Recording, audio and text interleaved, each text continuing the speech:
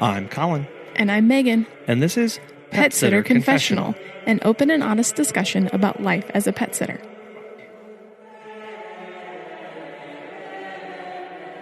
You can never really tell how what you're going through today will impact you in the future. For a lot of us, that's bad clients. And that's why we have so many SOPs and very lengthy policies. It could also be traumatic life events or misunderstandings and how we respond and react to those same kind of events in the future. We all have that kind of background. We all have experiences that have shaped the way we respond and react to things that are going on today. And that manifests itself in our businesses and in our personal lives too. On today's episode, Asha, owner of Hoby Dogy, joins us to discuss how her previous experiences with pets and with pet care and through her family lineage have impacted how she views safety and how she interacts with pets day in and day out. Asha shares some of her personal story over the past year and the outlook that she has for the future and shares some hope that we can all take away from that. So let's get started. Hi, my name is Asha Olivia, and I am the owner of Hoby Dogy, which is a pet care company in Hoboken, New Jersey. I started my company in 2012. It came out of of having gotten a dog a few years earlier and just being completely overwhelmed by this incredible love that I thought I was incapable of really feeling for another living being that didn't look like me, you know?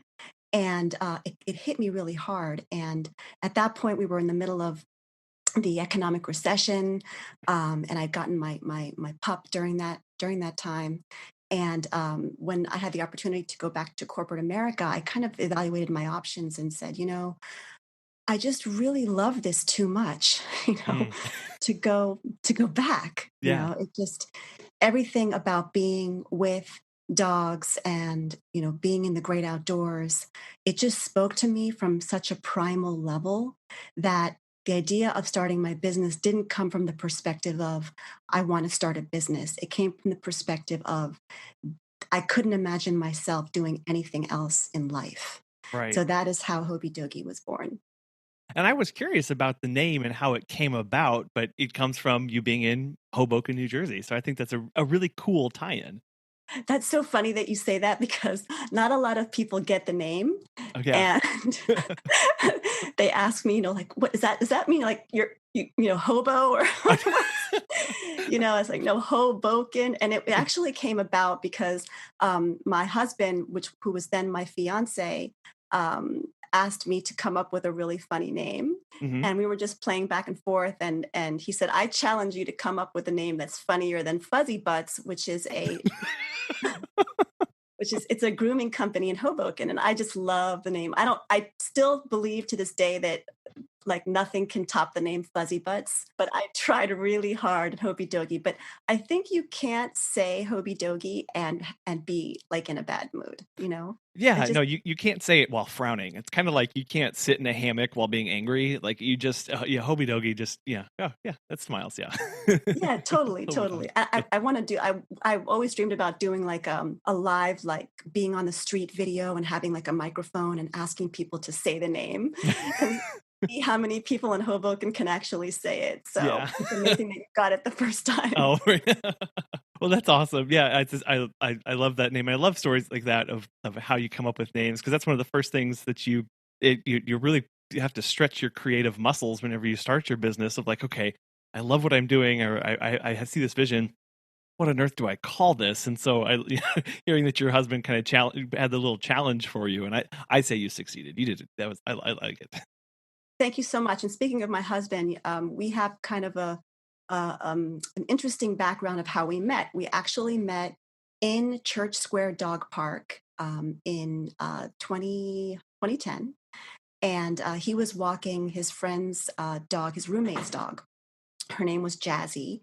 And he was throwing the ball inside the dog park. And I was just like, who is this dude who's just so focused on just throwing the ball, like nothing else mattered to him except this pup's joy. And it was kind of love at first sight because I was like, this is just like the male version of me, And it's kind of a weird story because that's how we met. Is our love, our sheer love of dogs, inside of a dog park and just caring for dogs, and that's defined our our friendship and our relationship all these years. Yeah, I really hear this theme of passion. You have a shared passion with your husband. You've had passion for animals, and that's really translated into how you've been able to run and operate your business all this time now.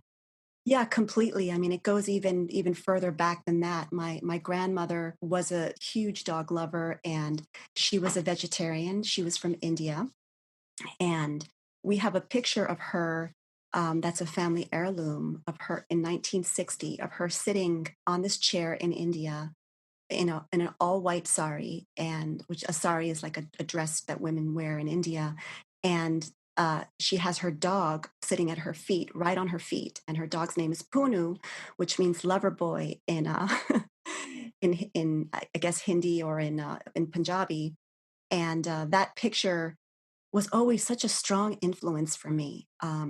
Just seeing it as I grew up, and it just the connection just became stronger and stronger when I realized, gosh, this love that I have for dogs and for animals is something that's probably kind of innate. To be able to look back and see this family history of, yeah, we've always been animal lovers, and that helps explain, and it helps whenever you are grow up with other animal lovers to just transition into providing excellent care, and it makes it a little bit easier whenever that grind hits of like, this is just part Yeah. of it. We just kind of go with the flow. Exactly. I mean, connecting to your why, like in times like these, this is almost July 2020, and it's, the last 3 months have been a pandemic. The world has shut down, and connecting to that why and is even more important than ever before. So for me, that's an easy endeavor. What about you? Megan and I grew up with dogs, grew up with animals around the house. I had gerbils, we had chickens, we had all, we lived on a small farm basically. And so they were always just part of it. Of there were dogs in the house, there were dogs outside, and they were just, I think, just part of my life growing up. And so it when a question of, well, why wouldn't I take care of a dog?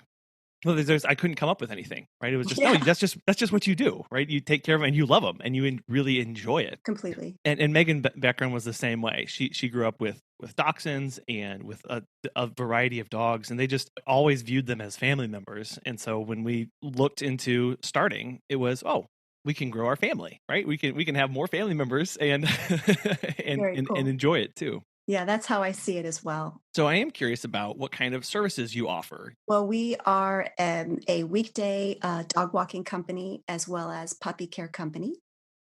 We used to be in the pet sitting space as well.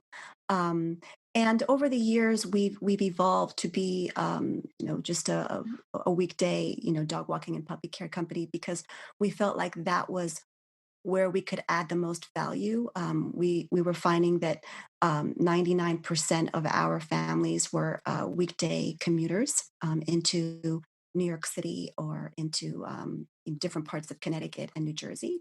Mm. So that's where we evolved to, and it's been kind of a blessing, and now a little bit of a tough time, because most of our families are stay-at-home families. Mm. So now, because of the pandemic, so you know we're kind of in the middle of seeing how we can continue as a company and continue to generate revenue.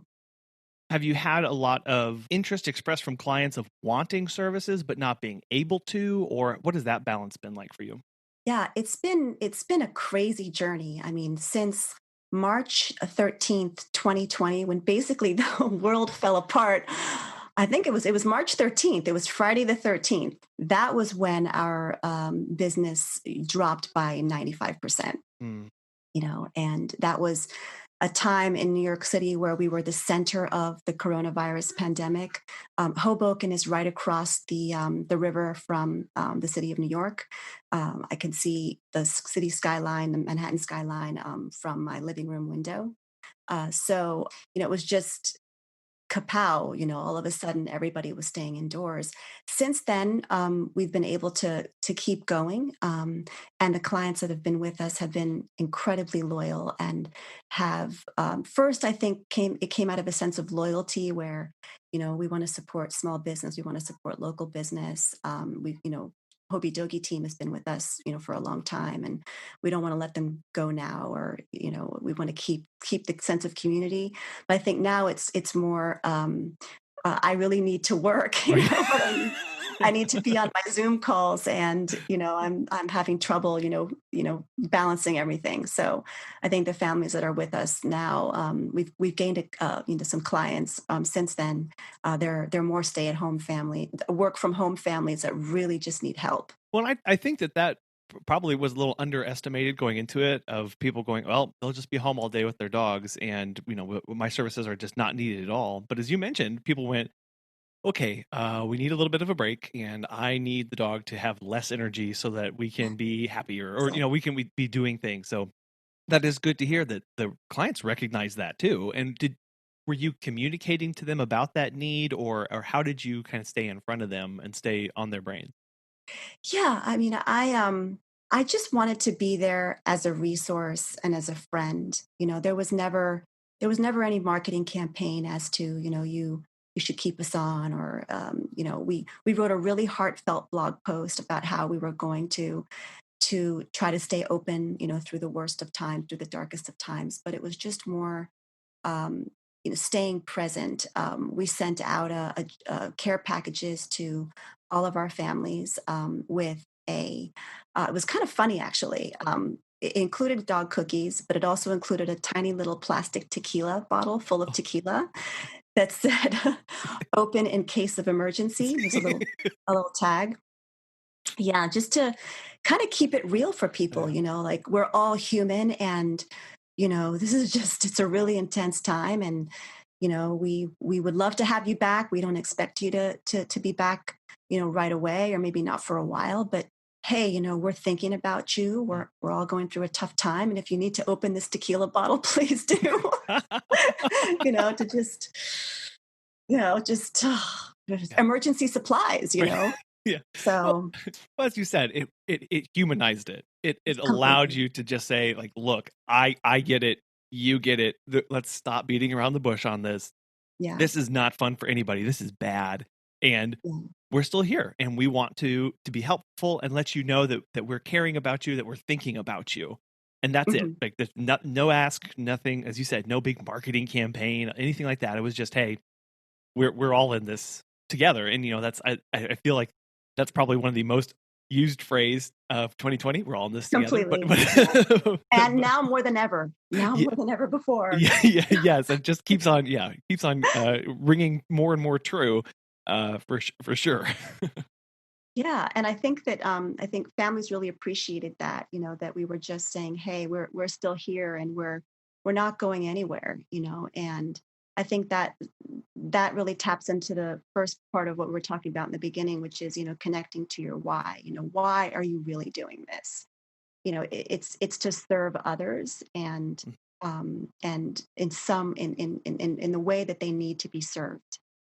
So, and it's been interesting because the people that have come to us, that are new, the families that have come to us, they're emergency, they're first responders, frontline workers, healthcare workers, they're doctors.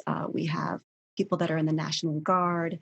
So we were there when nobody else was. Mm. I remember speaking to a couple of new families, and them saying, we've been calling and calling and emailing and texting our dog walking companies, and they're not responding to us. Mm. And I found that to be really crazy because everybody deserves a response, no matter what, even if you're shut down, to say, hey, FYI, we're not operating right now. And it was all too common for me to hear, I didn't even get any type of reply, Mm. and this is the 21st century. And although we're shut down, you can always take an email, respond to an email, and respond to a phone call. So, and we never did that. We were always there. In fact, we were almost too much there. It's like, hey, how's it going? We're still in operation. We're still here, Yeah.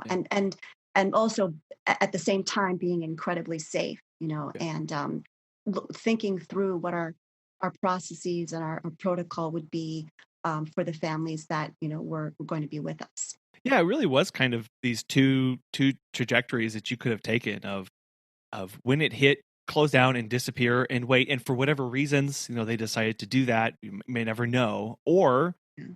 just keep sending a few emails, right? Keep checking in, and letting them know what you're thinking and where your mind is, and that just helps. It helps put your clients at ease because they know in their back of the mind, okay, I don't need them now, but they're still there. Okay, next week, okay, I Exactly. don't need them now, but they're still there, right? And that helps that whole process. So and nobody gets panicky, and everyone understands what's going on. Yeah, absolutely. And when we were going through that, we out of it, kind of out of the fires of all of that, so to speak, we created this process called our 7-step, excuse me, 7-step safe virtual setup.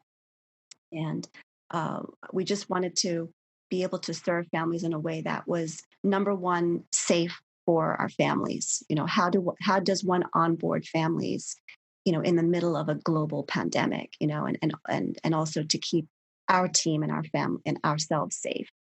So, and that it was a weird thing because we're very, every pet care professional, dog care professional is extremely touchy feely, right? It's all about like, shaking people's hands and, giving people hugs and, getting down with the dog and sitting on the floor and doing a meet and greet, talking to the client while on the floor, with the pup.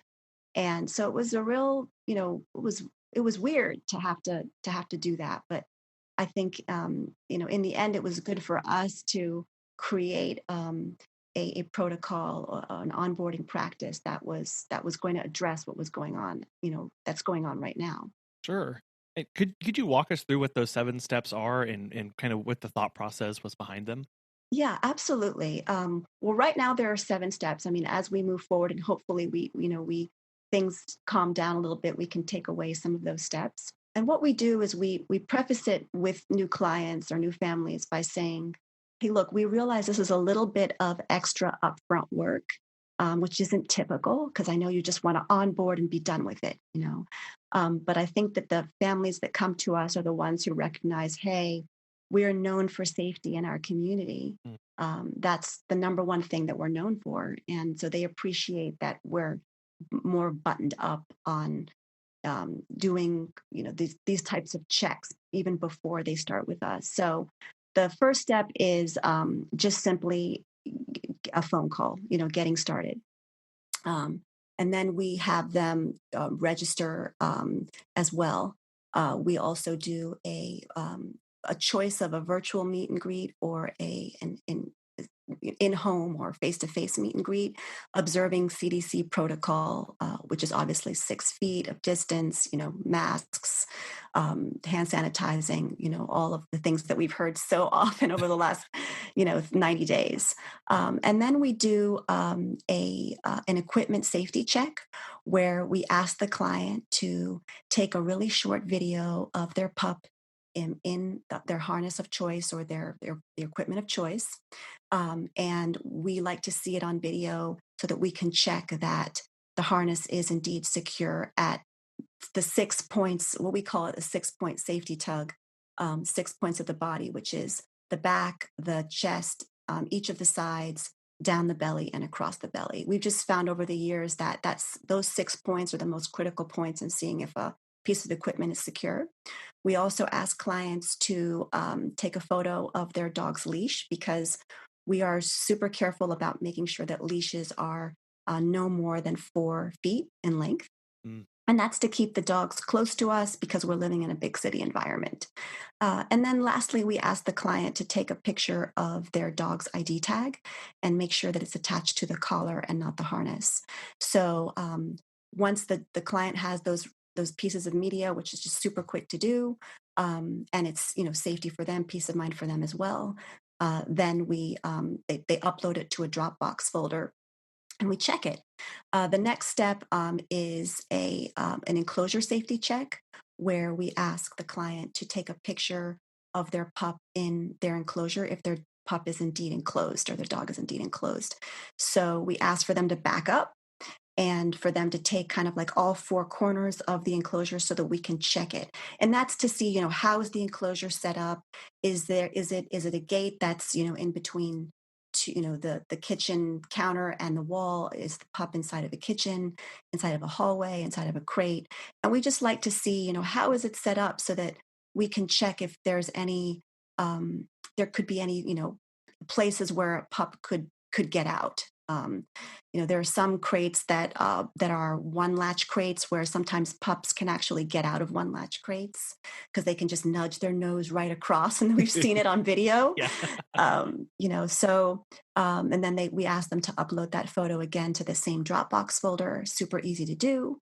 And then we ask them for a home safety check, and all that means is, what are you, how do we get into your access your home? Is it, keys? Is it a concierge? Is it a lockbox?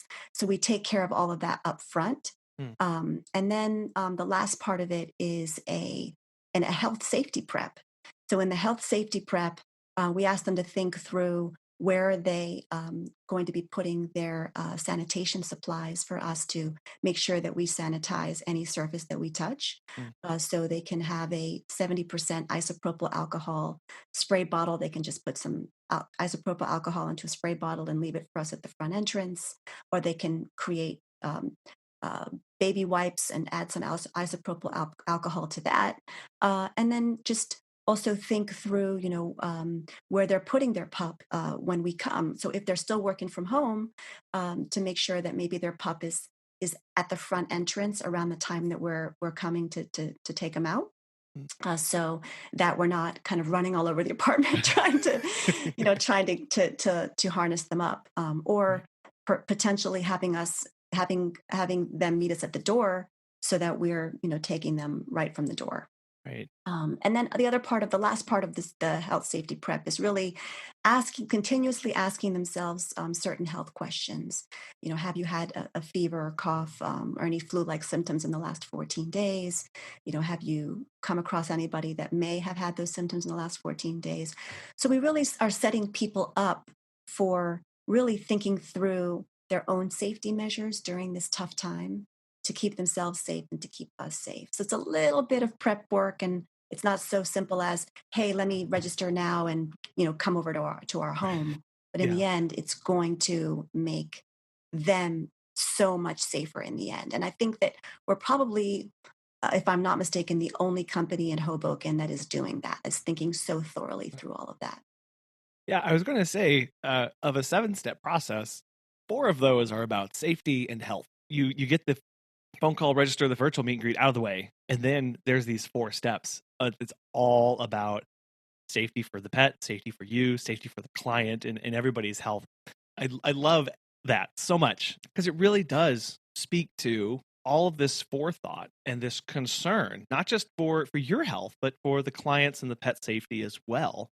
And how that is just central to everything that you are trying to do with this process. It really is. And I think that families, when they come to us, most of them are so new to pet care because they just got a pup, they just rescued a pup, or, for whatever reason, adopted, or maybe they were one of the people that, didn't know about pet stores being, puppy mills, and got a pup from a pet store, but through no fault of their own, really, because they were not educated. And so they're asking us to be the people to really look out for their welfare. And they're not thinking about safety, really. They're just thinking about, gosh, how do I check this off of my to-do list? And how do I, keep focused on my job and balance everything that I have to balance in my life with family and with friends and with work? So we have to be the ones to say, wait a second, you really should think through this, and you really should choose a dog care option that is all about safety. So, so that's and we've been doing that from the very beginning as a company. This virtual setup is not something that's new to us, except for the health safety prep part. But the other parts with the the equipment safety check, the enclosure safety check, and the home access check. Those were parts that we already did, but just in person. And what's really cool is you mentioned it's kind of like a short educational course on these key aspects for the owner of, okay, maybe you never thought about how a harness is supposed to fit, but we're going to take a video and we're going to talk about that fit, right? Maybe you never thought about the position of a crate, but we're going to talk about that. And so it helps this educational aspect of, I know you don't think about this as the pet owner, you don't really care maybe, but we're gonna, like, this is what we care about, and you're gonna end up caring about this by the end.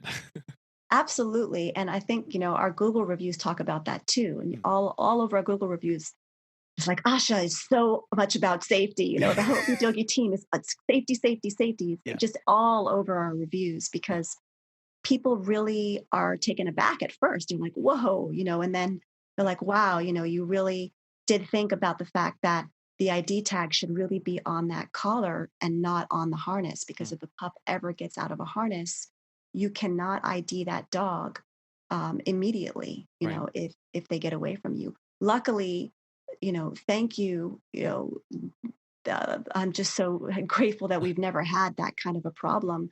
We never had a dog escape in Hoby Dogy history, because we're so very careful. But we've also thought through the worst case scenario of, how are we going to recover that pup?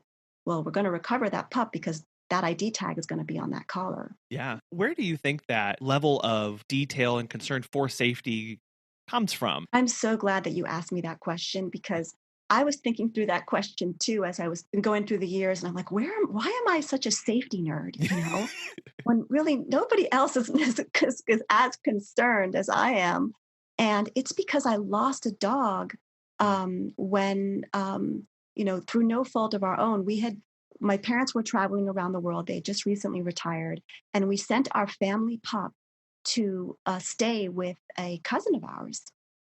And the cousin, God bless her heart, she let our dog out without a leash in the middle of a rainstorm, and just to go to the bathroom, like the last pee of the night, right?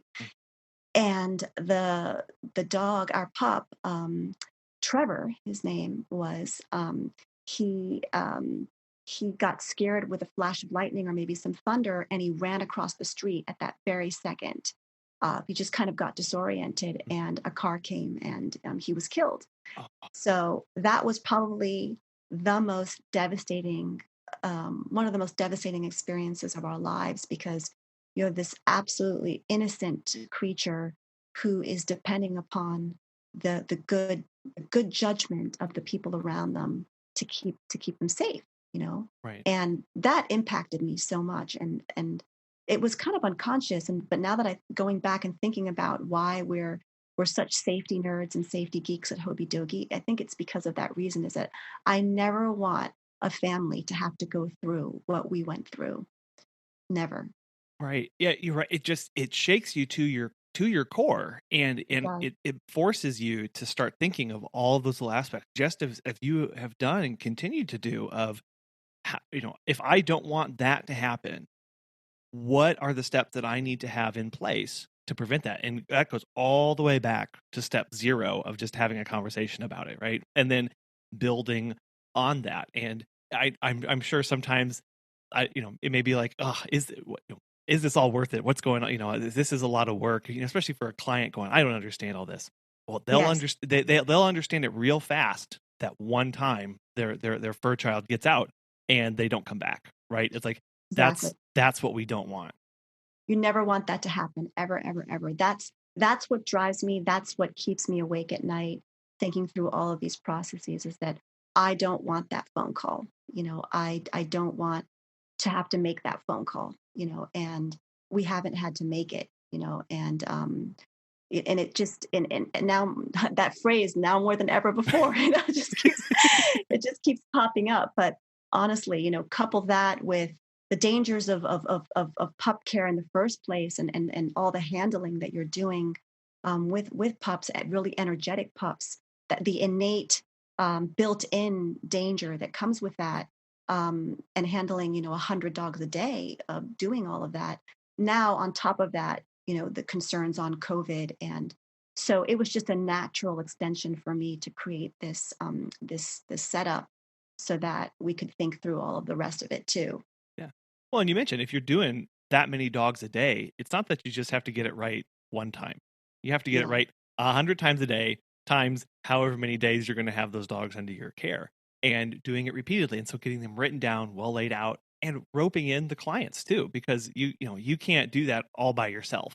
It's does have to be a little bit of a team effort there. And so that's again why I love that educational aspect of what you're trying to what you are doing.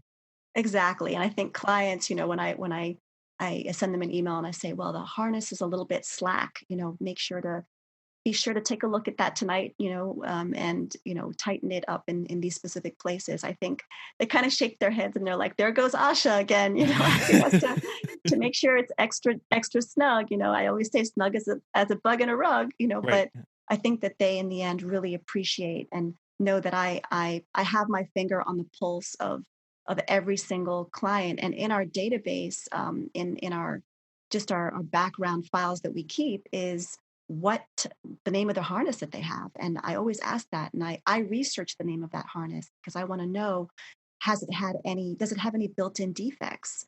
Um, what is the failure rate on the harness? And then I come back to them and say, you know what, we do have two harnesses that we have a total ban on. One of them is the Easy Walk harness, and the other one is the Sensation harness. And just over the years, I've just taken a look at those harnesses, and they do have a defect where they do sag in certain areas, despite being tightened from continuously, where a dog can, if spooked enough, can back out of them and get out of them. So it's tough to say to a family, we really do need you to make sure that you take the ID tag off of the harness and put it on the collar, but we're only doing it because we have our family's best interests at heart, Right. And so. they do see that in the end. I mean, that does come through. I'm sure that can be a little like, "Oh, I know you've always put it on the harness, but we need to not do that." And this is why. And they come around and they see that eventually. Yeah, and we're not such hard hats. If they want to keep it on the harness, fine, but get another ID tag for the collar. So sometimes, it's like overwhelming. Whether there's an ID tag on the harness, it's an IT tag on the collar, but that's just because we want to make sure that we're doing our due diligence. In the event of we're just thinking of a worst case scenario, which luckily again we've never had to go through. Now, you also have a 2-week free program. How does that work? And what's been the response of the client? It's been great. Firstly, I'd say that people come to us because of our Google reviews and also because of our safety procedures. And our brand is about safety and it's about love. And I think that when you look at our website, you can see that it's just that peaceful, Zen, loving feeling comes out. But then, it's obviously great when you've got a quality option that is also, affordable. So we just found that it's very expensive to have a puppy, to have a dog. You have to worry about getting all of the equipment and the food, and then there's the veterinarian. So we like to make it easier for our families to choose pet care in the first place, and not skimp on that. So we give the first week free and we give the eighth week free. It's worked out well. I mean, I think the community has been very responsive, but I don't believe it's the reason why people come to us. They see it as an added benefit, but they know they're coming to us because they like what our brand stands for and what our company stands for. Yeah, absolutely. And you mentioned that many people get a puppy, they're super excited about it, and then these expenses start kicking in. And then they start going, "Oh, right, because I'm going to be gone 8 hours a day or 9 hours a day for work, or or I need to travel. Or how do I count into this?" So you're basically saying, like, "Look, I don't want care to be a stumbling block or a hurdle for you in this puppy Exactly. that you just got. So let's we're still going to provide care, and this is some ways that we can work together on that." Yeah, and that's really important to me. As a member of the middle class, I know how hard it is to keep things going and to keep balancing everything out, and paying for, your housing and your food and your family. And it is expensive, and I don't take that lightly. Our fees are super competitive because of that. And people say, "Oh, you shouldn't price your services as if you are the client." I mean, you hear marketing gurus say that to Mm. you, and I've never really been able to do that because of the why in my business. Like it's not. Yes, it is a business, but at the same time, we are serving human beings, and we are in this business to keep families happy and to keep families safe, to keep families being able to afford caring for their families, caring for their puppies. So that's really, really important to me. I think that's one of the reasons why I have this offer. And on top of that, just we have super competitive pricing in addition to that. As much as we all love caring for dogs and cuddling with them and playing with them, I've never once had a dog open up its wallet and pay me at the end of a walk, right? So Exactly. at the end at the end of a day, you said we are caring for our human clients too, and that does need to be taken into account when you're setting prices or whenever you're putting together these kind of packages. Yeah, absolutely. Absolutely. Again, I keep going back to that why, but, as people evaluate this industry that are maybe listening to this and thinking, should I start a puppy care company or a dog walking company or a pet sitting company? When they're looking at setting their prices, really think through, being your own client and what it is that you can afford to pay, especially in today's times with so many families suffering economically. You don't want that to trickle down to choosing pet care and whether or not they can even afford to keep their dogs in their families. You just don't want to contribute to that. Right. At least I don't. Right. Yeah, I know. 100%. We all want the puppies to be happy. We all want the owners to be happy, and we kind of play mediator. I feel like sometimes of providing the care that they need when they need it and how they need it served to them. Yeah, exactly. And balancing it out with what you need as well. But, it's a two-way situation. It's a ripple effect. Everybody is impacted, when you set your prices and when you change your prices. So just thinking through that equation is so, so important. Shifting gears a little bit, but really kind of on topic here, I would like for you to explain to us what ahimsa is and how it plays a role in your services. Absolutely. It's ahimsa is one of the five yamas, yama, yamas or restraints in the Sanskrit texts. And the Sanskrit texts are the ancient texts of India, of Hinduism and Buddhism. And if you do yoga teachers, when you're in class, are talking about ahimsa, and it means compassion at its very core. But crystallized definition of it is nonviolence, is the absence of violence in everything that you do, you say, you are. Even harsh words are considered violence under the code of ahimsa. So, but translated to um, all sentient beings or non-human animals, it means just always doing right by them and following the karmic code. So never uttering a harsh word or a harsh sentence or a harsh action against them. If you really go into the tradition of ahimsa, it's about your own karma. So whatever it is that you exact or do unto another sentient being is exactly what's going to happen to you in your many lives, because Hindus and believe in many lives. So you can turn into a dog in your next life, or you can turn into a blade of grass in your next life. So and that's where the whole concept of ahimsa comes from, and it's also part of vegetarianism and animal rights, etc. So there's a whole perspective on the world that is very unique. So because my grandmother was a vegetarian and she was from India, that concept was really important to me in putting together my company. I hope people listening to everything we've talked about up until this point really see that that is at the core of all of the concern, the effort, the forethought, the planning that goes into and that as you've laid out your business and as you deal with your clients too, like that, it's a a simple word, but it's complex in how it applies to everything, and even to a business, and how you run and take care of your pets and your clients. Thank you. And I could say the same thing about you, Colin, because, whatever it is that you can call it ahimsa in the Eastern tradition, you can call it compassion in the Western tradition, in the Judaic Christian tradition, in the Muslim tradition, whatever it is, in the Stoic atheist tradition, it's just about doing good unto others. Whatever that is, I think that what you do for the community all across the world, and bringing these stories to people, that is a form of ahimsa, that is a form of doing good, and I think that we all have to think of what it is that we can do that is good to make others, other people's lives better. And I really appreciate that. It's wanting to do good and buy good for others, and to help others as much as you can. And it's wonderful to hear stories and to help people, to tell them, because we all are so connected, a lot more connected than we even realize. Oh my gosh, totally. I mean, gosh, one thing happens in China, and Yeah. Yeah. we're all wearing face masks at Target. Right.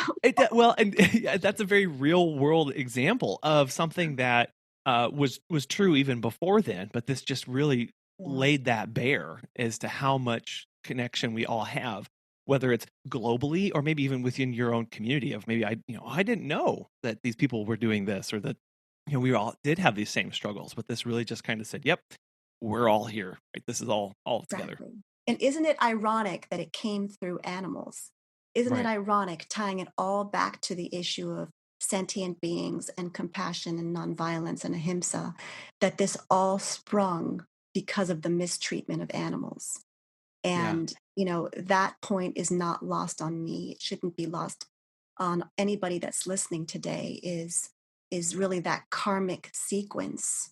And we are all touched by it, and we are all connected by it. And Mhm. it's going to make us into better human beings and a better civilization for the future, for Mother Earth. Because up until that point, you know, Mother Earth couldn't have kept on going the way she was going. Right. There was so much that was happening with the degradation of the environment, and really the unconscious treatment of the world. And I think that everybody has stopped over the last 90 days and gone, wow, this really does have an impact. And it is really about how we treat one another, to the animal level. Yeah, it really has shown that connection, and I hope taken people a step back, or maybe just a step sideways for a moment, to rethink and reassess where we were going, what we were doing, how that was coming about. And now during this pause, or doing this, I don't know, reset, going, okay, what can we do differently? How can we move forward to do something maybe a little bit better? Exactly. And just drawing through that to what we've been saying in some of your podcasts is, don't forget this moment, because this moment is going to pass, and we are going to be right back to being, in normal day to day. But how can you keep the lessons from these times in your lives? Like, what is important to you? How do you want to treat other people? How do you want to show up for your community? I think that, you've had such tremendous and terrific things to say about that, for your listeners, and for people in our industry. So thank you for doing that. You're very welcome, and yeah, it is a hope that Megan and I have, is that this moment isn't lost, it's not forgotten, and that it will mean something moving forward, because it obviously is having a big impact on everybody, and that we don't forget that whenever times get tough or times get harder, things change again, because so much good and so much change can come from this, that if that's, we don't want to lose that down the road. Exactly. And I'm trying to keep that in my heart as well, Yeah, for the future, for sure. sure. Now, getting a little bit more personal here. You've had quite the past 2 years, and so Yeah. in the largest understatement in history. Please tell us about that, and kind of your journey, and what you and your family have been through. In November of 2018, I was diagnosed with stage 4 non-smokers lung cancer. Lung cancer is the deadliest form of cancer, and more people die of lung cancer than any other cancer, combined cancers. So that was really the craziest thing. It's like COVID-19, it just came out of nowhere, Right. and what was even crazier was that about a month later, I was qualified to receive a medication because I had a gene on my cancer that allowed me to take a pill to be able to kill it. So basically, your body kills the cancer.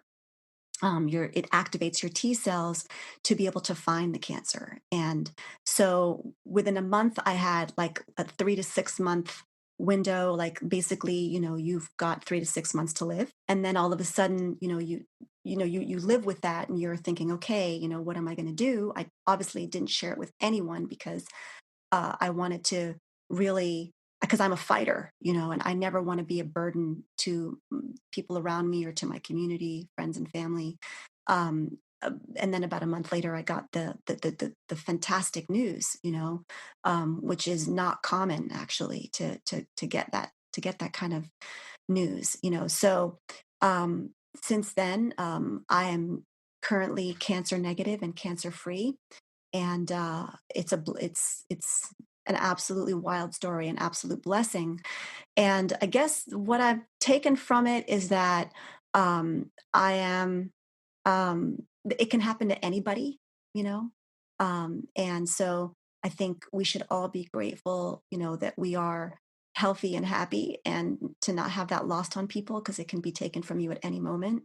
But at the same time, you never really know what you're capable of enduring until it actually happens to you. So over the last, I guess, however many months, I've become like just this warrior. I'm just very, very strong. Nothing can really phase me. And that's the lesson. I guess I don't really want to teach anybody anything.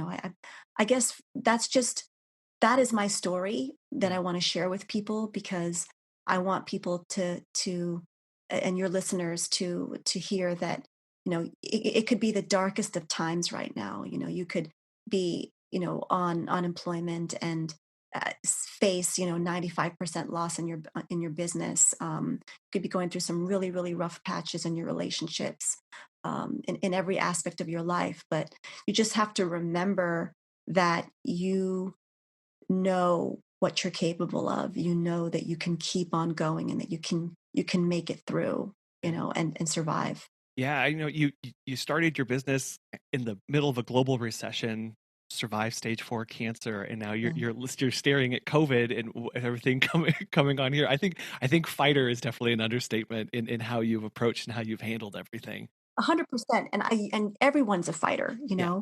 and that's the message that I want to leave with people, is like, this is not special to me. Yeah. When your back is up against a wall, what are you going to do? Are you going to fight, or are you going to flee? And I would hope that, you would really find a place to dig down deep inside, and think through, what? I'm going to still be here. I'm going to still show up. I'm going to show up for my family. I'm going to show up for my friends. I'm going to show up for my families, for my community. And so that's really what it's all about. It's never going to be perfect. My mom always said that people never arrive in pretty packages. Like when you get a piece of mail, it arrives on your doorstep, beaten up, there's like a crack on one side, there's like a rip on the other, and but what's inside of that is so incredibly awesome, because it's been packaged, and you open it up, it's like, oh, it's another Amazon package. Cool. It's that cream I was looking for. If you're a dude, it's that pair of work gloves I've been wanting. Oh, cool. It's that tool I've been looking for, Yeah. so I think that, we always have to remember, like, what is inside of us is beautiful. What might be on the outside is torn up and beaten up in places, but we have to remember that what is on the inside. When I was growing up, I remember I asked my mom, when she was going through her cancer, I asked, "Do you wish that you didn't have this? Do you wish that this wasn't you?" And she said, "No." And it took me years to figure out exactly what she was saying, but she was saying what you're saying, teaching her about who she was. And I think, coming from the perspective of where she was at that time and being in that same position, I could say to you that part of the reason she said that was that she knows how she would do in the end, you know. And I'm not saying in the end as like in the end of life, but she would know how she would do, which means that she knows how she would react, and she would react with fierceness, with boldness, with courage, with love, with dynamism, and she wasn't going to give up. She was going to be a blessing, um, through that entire process. Um, and so, I urge people listening to remember what is the message that you want to be sending to the people around you. How do you want to show up? What do you want to be remembered for? Because I think that is what that is all about. Is I wouldn't change this for anything. um, and here's why. Thank you for sharing that story, by the way. You're welcome. That was simple phrases like that at the time are very confusing, that just continue to have these propagating waves throughout your life. And I know we all have those kind of phrases, and we have those kind of interactions with people, and it does make and shape who we end up being. And whether it's recessions, whether it's surviving cancer, whether it's we're all going through a global pandemic, how we're responding now and how we're reacting now speaks to our character, what we think, what we value, for better or worse, or whatever, and just allows us to message the world, message to our clients what we want, and how we view them and how we want to be treated as well. It is this all encompassing. Everybody's tied together. Like that same thing keeps coming back in, and that can get a little bit lost in the shuffle when we're like, oh, I just walk dogs. I Yeah, just, I just, I just exactly. do this stuff. Right. I deal with a lot of dog poop on a given day. Yeah. Oh my gosh, yeah. um, there is something bigger, and whether that's just how you talk with people, how you interact with people, or how you what the pictures you post online, those kind of things, like all that is messaging something about who you are and what your business is, and that comes from these kind of events. Exactly. I mean, and they're tough events. I mean, they're people that you love that have passed, and that have given you the torch, to keep on going.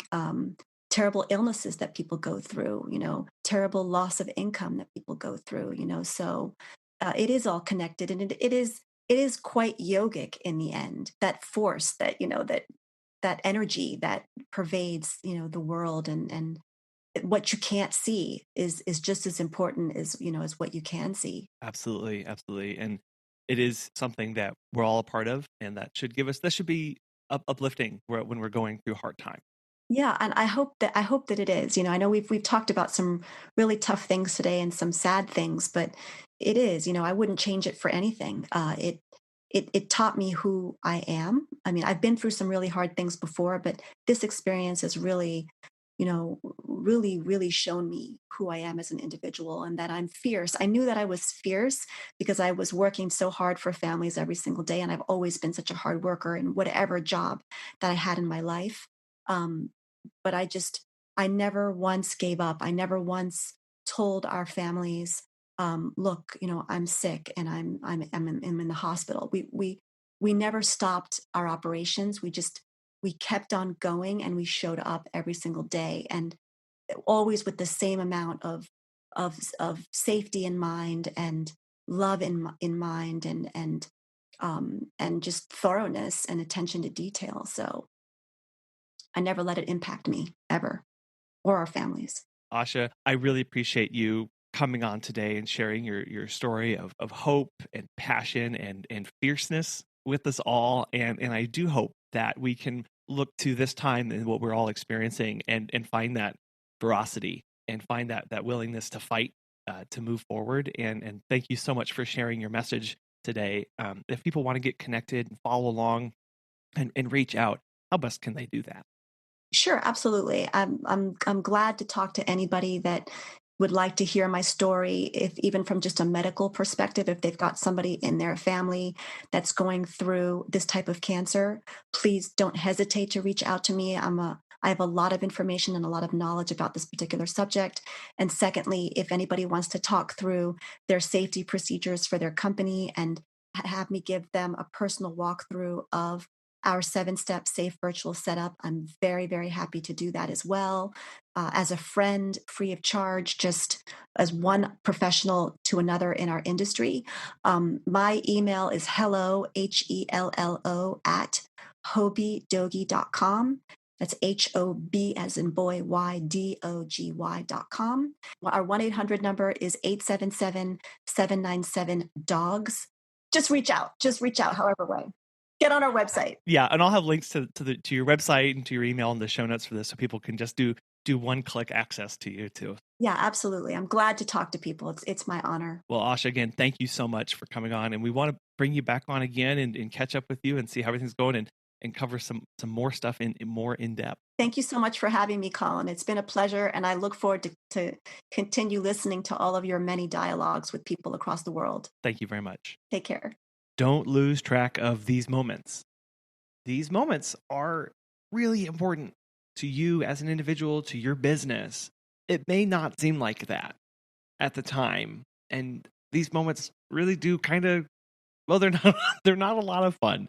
As Asha said, we did cover some really heavy topics in this conversation. The really big takeaway of this is don't let those moments be wasted. Don't forget what it was like to really put the nose to the grindstone and grind away to help your business get through this time, to help you get through this time, so that when hard times come up again, you already know that you're capable of that. You already have those muscles flexed and ready to go. That's good.